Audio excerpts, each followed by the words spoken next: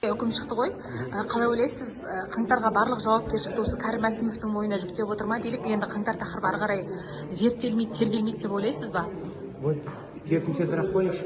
Осы қаңтарға байланысты Кәрім Мәсімовтің бірінші орынбасары Самат Әбішевке жауапқа тартылмады.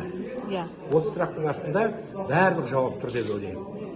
Бұл жаңағы қаңтардың бәрі кінәратын Кәрім Мәсімовтен жаңағы оның үш орынбасарына аударып, бұл жерде Самат Әбішевті құтқарып қалды.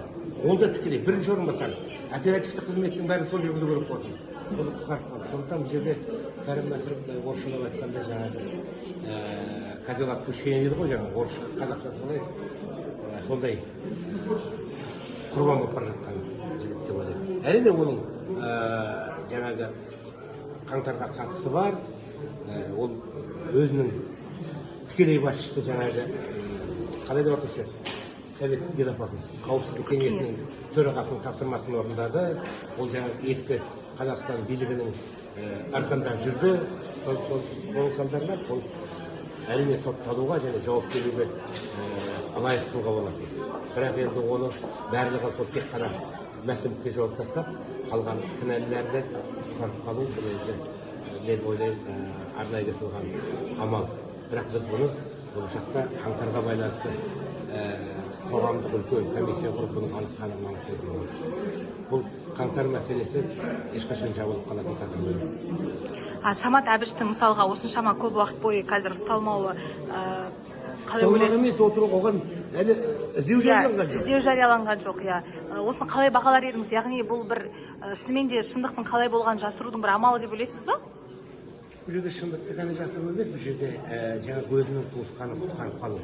Бұл әділетсіздік барып тұрған.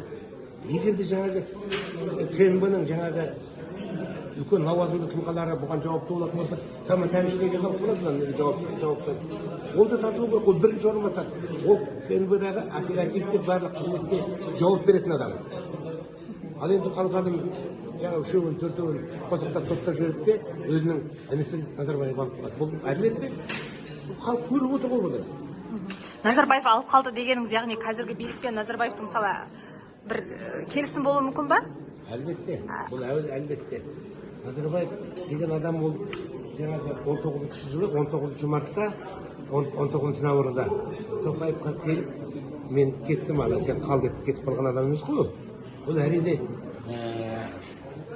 әлемдік дәрежедегі интриған адам, ол әлде бір уағдамен кетті.